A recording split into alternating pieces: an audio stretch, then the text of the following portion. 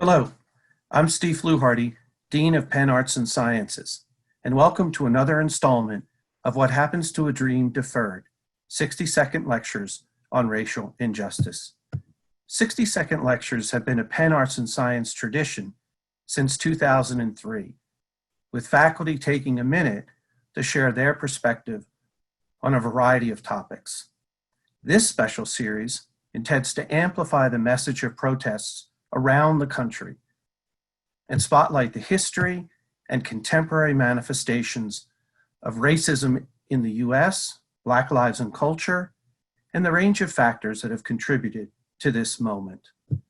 The series title comes from Langston Hughes's 1951 poem, Harlem, which begins with the question, what happens to a dream deferred? When we consider recent events in our country, we must not think of them as a response to a single incident. They are the response to centuries of dreams deferred. Now let me introduce today's speaker. First, we'll hear from Guthrie Ramsey, professor of music. His talk is titled Art Answers. Next, we have Dagmawi Woubshet, the Ahuja Family Presidential Associate Professor of English. He'll discuss James Baldwin in Our Times in His Language. Our final speaker for this week is Brent Siebel, Assistant Professor of History. He'll speak on renewal and displacement.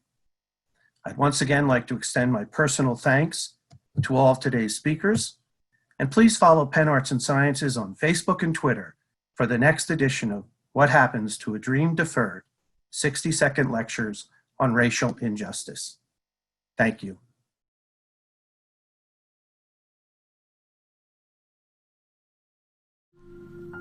Humanities professors are often the last called upon to address systemic social issues in times of upheaval and revolution. What we teach is thought by many to be personal reflections of historical actors, rather than objective analysis.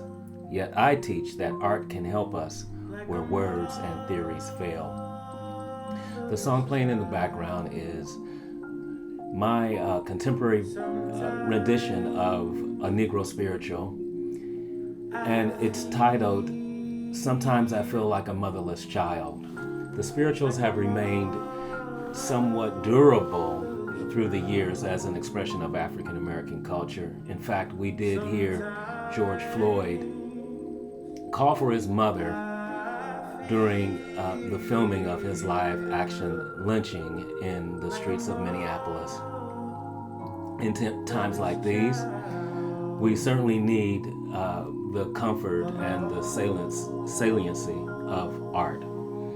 I'd like to read a poem that has given me lots of solace during these days, and it's by the poet Amiri Baraka in the short story of his titled Answers in Progress. It was written in 1967, another point in American history that was characterized by revolution. Walk through life, beautiful more than anything. Stand in the sunlight, walk through life. Love all the things that make you strong, be lovers, be anything for all the people of earth. You have brothers, you love each other. Change up and look at the world now. It's ours. Take it slow. We've long time, a long way to go. We have each other and the world. Don't be sorry. Walk on now through sunlight life and know we're on the go. For love to open, our lives to walk, tasting the sunshine of life.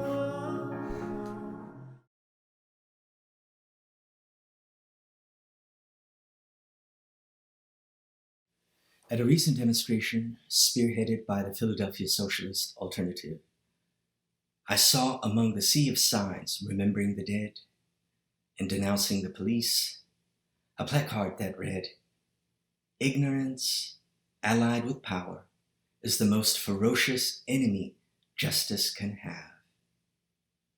I recognized these words immediately as James Baldwin's, and just as quick, I was delighted to feel his presence, although I was not surprised to see his words floating just above our heads.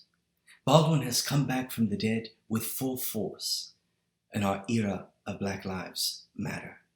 Indeed, he has become the most cited literary artist, living or dead, on matters of race on social media and in the streets since the Ferguson uprising. His words, deployed to expose white power and innocence and to express Black ethics and Black rage. The sign I saw, the quote that is, comes from Baldwin's 1971 book, No Name in the Street, from a passage where he contemplates presciently what the very meaning of the law is in a racist, carceral state. And in fact, I find the words leading up to the aphorism even more arresting, more resonant in speaking to our times. Baldwin asks, and I cite him at length, does the law exist for the purpose of furthering the ambitions of those who have sworn to uphold the law? Or is it seriously to be considered as a moral unifying force, the health and strength of a nation? The trouble with these questions, of course, is that they sound rhetorical and have the effect of irritating the reader who does not wish to be told that the administration of justice in this country is a wicked farce. Well, if one really wishes to know how justice is administered in a country, one does not question the policemen, the lawyers, the judges, or the protected members of the middle class. One goes to the unprotected, those precisely who need the law's protection most, and listens to their testimony. Ask any Mexican, any Puerto Rican, any Black man, any poor person, ask the wretched how they fare in the halls of justice, and then you will know not whether or not the country is just, but whether or not it has any love for justice or any concept of it. It is certain, in any case, that ignorance allied with power is the most ferocious enemy justice can have. Such profound insight is signature of Baldwin's corpus.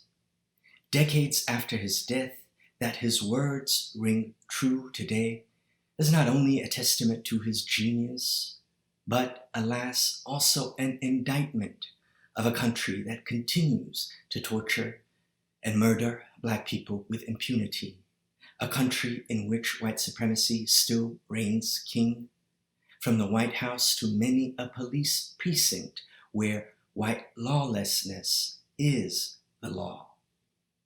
For me, as a scholar of African American literature and a Baldwin scholar, and as a Black queer man living in America, Baldwin's work is indispensable.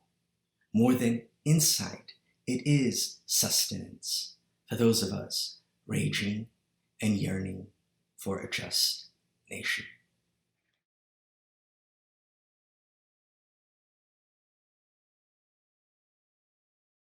Anger over decades and decades of police violence in Black communities has been expressed in a variety of ways this summer, one of which has been looting. An African-American author and screenwriter named Kimberly Latrice Jones recently went viral with her explanation for the looting. And she says, when they say, why did you burn down your own neighborhood? She says, it's not ours. We don't own anything. And this wasn't always the case. And so I want to focus on one of those moments when Black property, capital, homes, and businesses was taken from hundreds of Black communities in the 20th century, and that was through the federal program called Urban Renewal. As the U.S. emerged from World War II, many northern cities faced a housing crunch, and whites policed their neighborhood borders, often violently. And so Black housing was quickly overcrowded and sometimes in really bad condition. Blighted was a term policymakers often used. So created in 1949, Urban Renewal set aside significant federal funds to enable cities to build public housing projects and to demolish derelict, overcrowded, often Black neighborhoods, some white, but disproportionately Black. Pretty quickly, however, local officials began using the program to simply seize and demolish Black homes and businesses and turn the land over to private business interests for commercial redevelopments, very often without doing much in the way of public housing. We don't have a clear sense yet of the scale of Black capital lost through urban renewal, but we do know that at the peak of the program, urban renewal displaced as many as 66,000 families annually, disproportionately of color, and at minimum, it displaced 1.2 million Americans. University City, home to our university, got that name as part of an urban renewal project that cleared out the Black Bottom neighborhood along Market Street. At least 700 families in a thriving Black business district were displaced from land and property that African Americans had owned or occupied since the 19th century. And so while we sometimes think of urban renewal as a big city program, federal funding also went to more than 1,200 projects in more than 400 cities and towns, and the vast majority of them were in smaller cities of 50,000 or fewer. And so at precisely the moment in the 1950s and 1960s when African Americans were gaining a foothold, however tenuous, in American life as the civil rights movement is cresting, urban renewal authorized the seizure, clearance, and dispersal of Black property, homes, and businesses in cities all around the country. The writer James Baldwin famously called urban renewal Negro removal. And that experience of being denied a right to one's community surely lives on in today's protests.